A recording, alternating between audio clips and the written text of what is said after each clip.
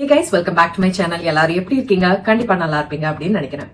Personality development சீரீஸ்ல கோல் setting அப்படிங்கிற ஒரு தீம் பத்தி தான் டிஸ்கஸ் பண்ணிட்டு இருக்கோம். முந்தா நேத்து கோல் செட்டிங் எதுக்கு லைஃப்ல இம்பார்ட்டன்ட் அப்படின்னு பார்த்தோம். நேத்து அந்த கோலை செட் பண்ணிட்டு எப்படி நம்மளோட ஃபுல் ஃபோக்கஸ் பண்ணணும் அப்படிங்கறத பத்தி பார்த்தோம். டிஸ்ட்ராக்ட் ஆனா எப்படி நம்மள திருப்பி நம்ம டார்கெட்டை பாக்குறதுக்கு கொண்டுட்டு வரணும் அப்படிங்கிற ஒரு சின்ன ஸ்டோரி பார்த்தோம்.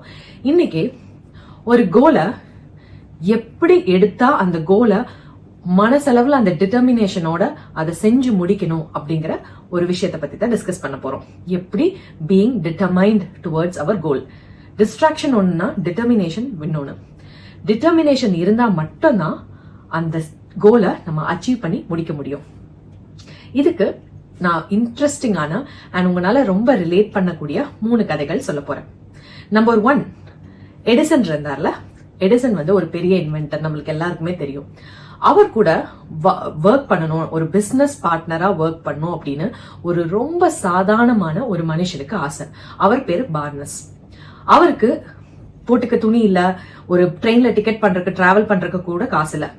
நம்ம ஊர்ல ஒரு வாண்டர் பண்ணிட்டு இருப்பாங்கல்ல, அந்த மாதிரி ஒரு ஹோம்லெஸ் பர்சன் மாதிரி இருந்த ஒரு ஆளு ஒரு ட்ரெயின்ல ஏறி உட்காந்து, ஒரு கூட்ஸ் வண்டி மாதிரி இருக்க ஏறி உட்காந்து, நான் எடிசனோட போய் பிசினஸ் பார்ட்னரா இருக்க போறேன் அப்படின்னு சொல்லிட்டு ஒரு பர்னிங் டிசையரோட அவர் போனார். அவர் போய் எடிசனை மீட் பண்ணையில அப்படியே கிழிஞ்ச துணி, அழுக்கா ஷாபியா இருக்காரு பாக்கறதுக்கு. போய் எடிசனை பார்த்துட்டு சொல்றாரு, நான் உங்க கூட பிசினஸ் பார்ட்னரா இருக்கணும்னு ஆசைப்படுறேன். எடிசன் அப்படியே ஷாக் ஆயிட்டாரு. இருந்தாலும் அவரோட டிட்டர்மினேஷனை பார்த்து, சரி உனக்கு ஃபர்ஸ்ட் வேலை கொடுக்குறேன் அப்படின்னு சொல்லிட்டு அவருக்கு ஒரு ரொம்ப மினிமலான ஒரு சிம்பிளான ஒரு வேலை கொடுத்தாரு, ஸ்வீப்பரா. அப்ப கூட பார்னஸ் எனக்கு அவரை கூட மீட் பண்ற ஆப்பர்ச்சுனிட்டி போதும் அப்படின்னு சொல்லிட்டு அவர் கொடுத்த அந்த வேலையை எடுத்துக்கிட்டாரு. அப்படியே போச்சு, ரொம்ப வருஷம் போச்சு, ரொம்ப நாள் போச்சு, ஒரு பெரிய சேஞ்சும் இல்ல. இவரு டெடிகேட்டடா பண்ணிக்கிட்டே இருந்தாரு. அடுத்தவங்க எல்லாரும் அவரை ஸ்வீப்பரா தான் பார்த்தாங்க. ஆனா அவர் மட்டும் தன்னை எடிசன் கூட இருக்க ஒரு பிசினஸ் பார்ட்னரா தான் அவர் நினைச்சுக்கிட்டாரு. அடுத்தவங்க என்ன ஸ்வீப்பரா நினைச்சாலும் எனக்கு தெரியும் நான் ஒரு நாள் எடிசனோட பிசினஸ் பார்ட்னர் ஆவேன் அப்படின்னு. அவர் மனசுல அந்த ஒரு டிசைர் ரொம்ப ஸ்ட்ராங்கா, ஆழமா, ஆனா அதுதான் நான் சாகறதுக்கு முன்னாடி அது ஆயிட்டு தான் நான் சாவேன் அப்படிங்கிற மாதிரி அந்த வெறி அவருக்கு இருந்துச்சு. அந்த வெறிங்கிற வார்த்தை பர்னிங் டிசையர் அப்படின்னு சொல்லலாம். அந்த பர்னிங் டிசையரோட தான் இருந்தார். வருஷங்கள் போச்சு. அவர் ஒரு நாள் கூட நான் இப்படி இந்த வேலை தான் பண்ணிட்டு இருக்கேன், இந்த ஆள் கூட இப்படி பண்றது எனக்கு யூஸே இருக்க போறது இல்ல, சரி நம்ம வேற ஏதாவது பண்ணலாம் அப்படின்னு ஒரு நாள் கூட அவர் வேற ஏதாவது பண்ணலாங்கிற நினைப்பே வந்ததில்ல. டெய்லி என்ன பண்ணாலும் நம்ம இவர் பக்கத்துல இருக்கோம், கண்டிப்பா நம்மளுக்கு அந்த ஆப்பர்ச்சுனிட்டி வரும் அப்படிங்கிற ஒரு ஸ்ட்ராங்கான டிட்டர்மினேஷனோட வாழ்ந்தாரு. அப்போ அந்த சமயத்துல எடிசன் ஒரு ஆபீஸ் டூல் ஒன்னு கண்டுபிடிச்சாரு. அது பேர் மைக் ஏதோ editing machine, micro some machine. அந்த மெஷின் அவர் அப்பதான் கண்டுபிடிச்சிருந்தாரு.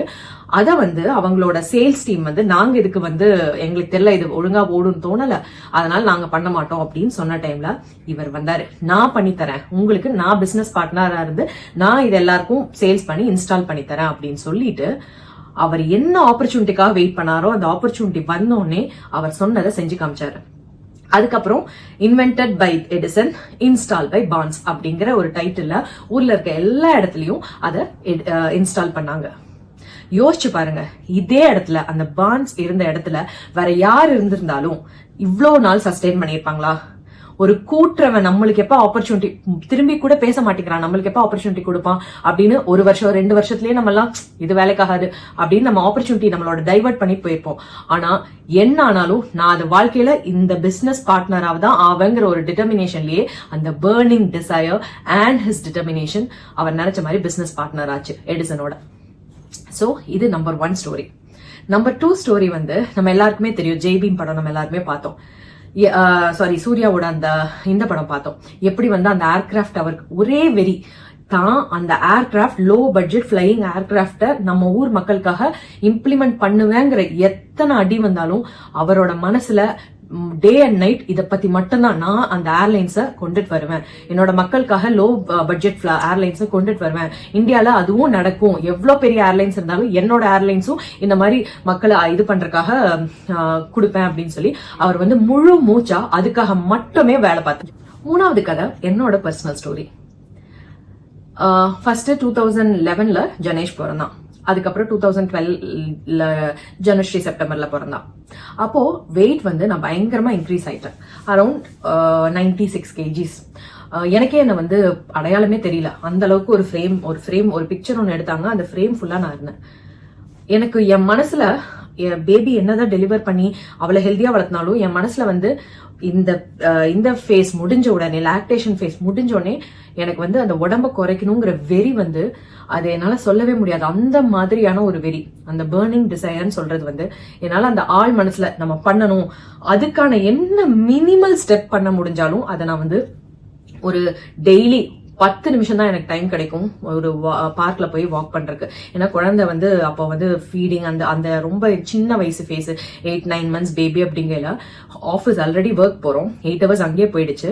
ஸோ ஒரு 10 நிமிஷம் தான் என்னால வந்து ஒரு செல்ஃப் கேர் டைம் எடுத்துக்க முடிஞ்சு.